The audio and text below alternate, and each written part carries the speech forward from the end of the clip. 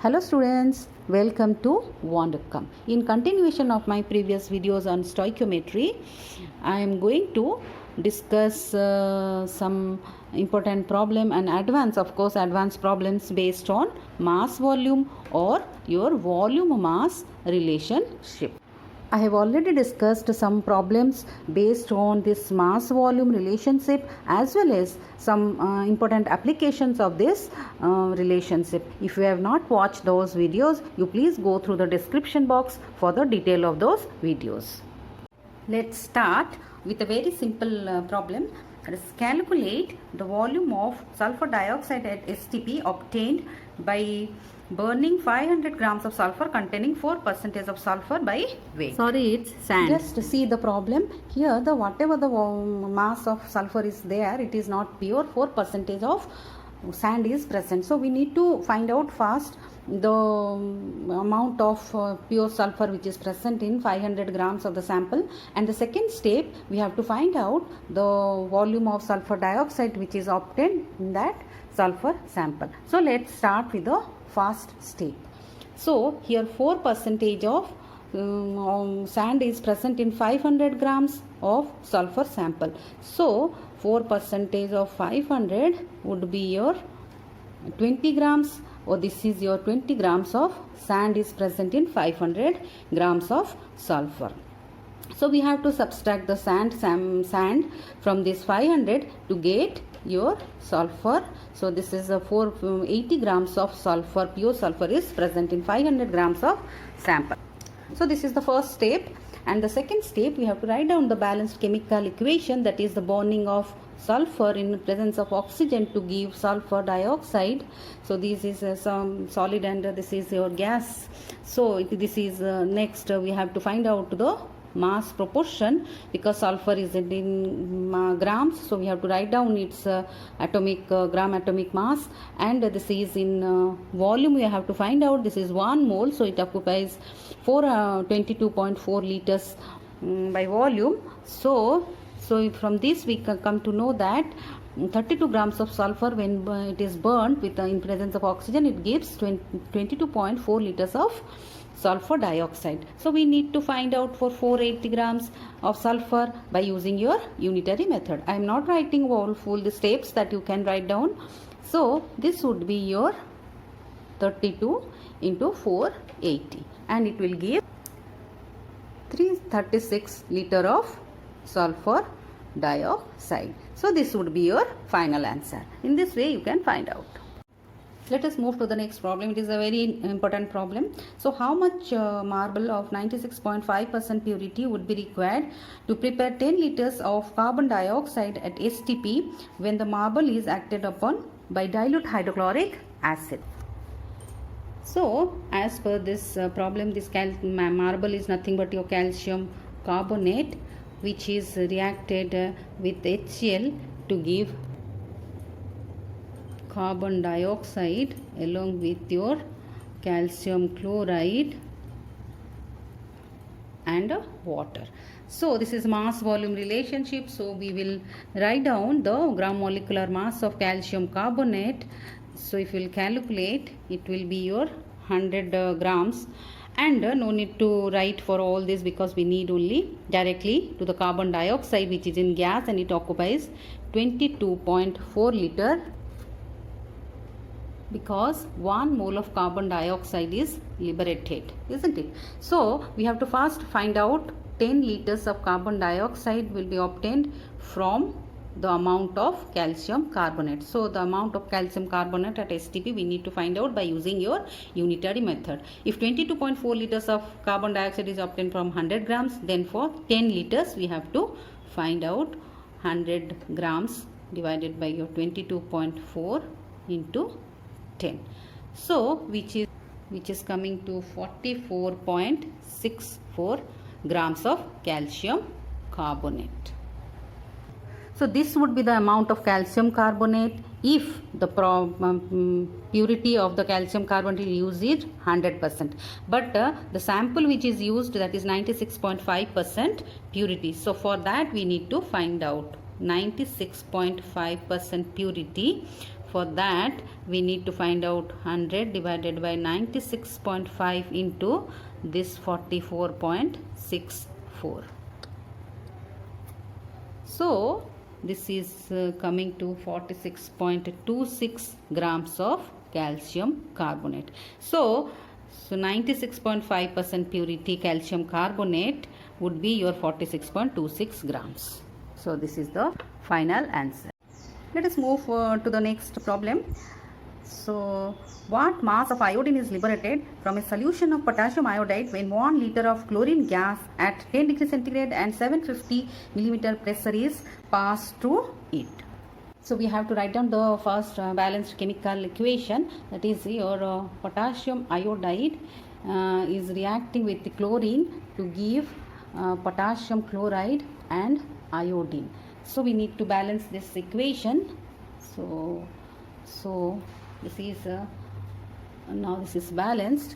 So here potassium iodide is reacting with chlorine gas. So for this we need the volume of chlorine gas as well as iodine. So this is volume mass relationship. So before going to that equation, we have to first see in this problem 1 liter of chlorine gas at 10 degrees centigrade and 750 millimeter pressure has been given. So this is not STP. The condition is not STP. So we need to first find out the volume of chlorine at STP by using your gas equation.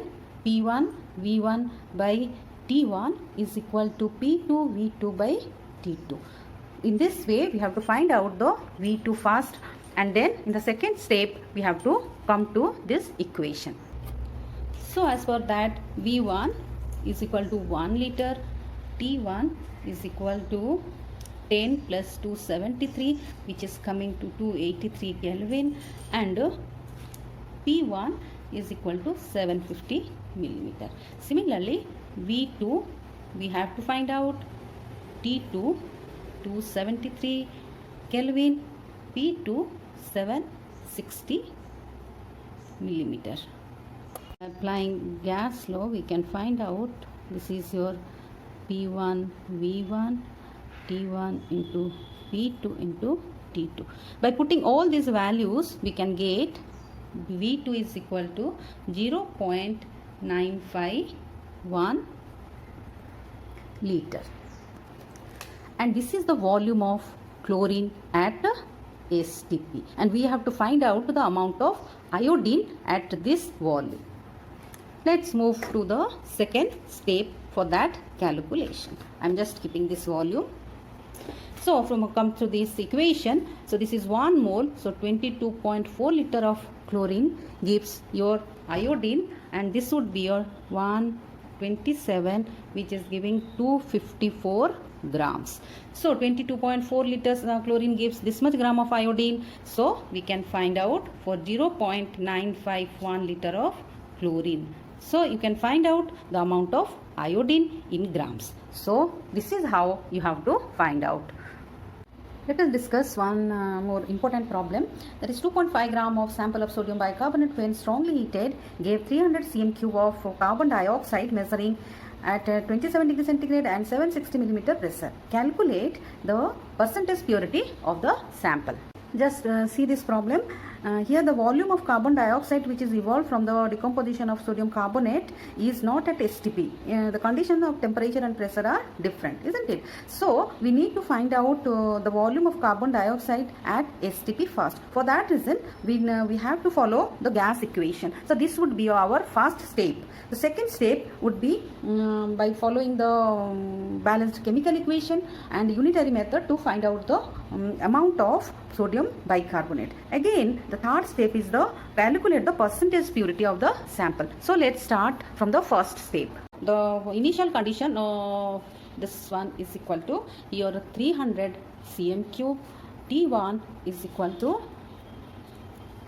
27 to 73 which is coming to your 300 K, and P1 is 760 millimeter. Final condition V2 we need to find out T2 is equal to 273. This is your STP condition. P2 is equal to 760 millimeter. Okay. So now you have to find out V2. So this would be your P1 V1 into T2 divided by T1 into T2. After putting all this value and doing the calculation, we will get this much CMQ. This is the volume of carbon dioxide at STP. So the second step of this problem is to find out the mass of sodium bicarbonate used. So for that we need the balanced chemical equation. Sodium bicarbonate is strongly heated to give sodium carbonate plus carbon dioxide and water.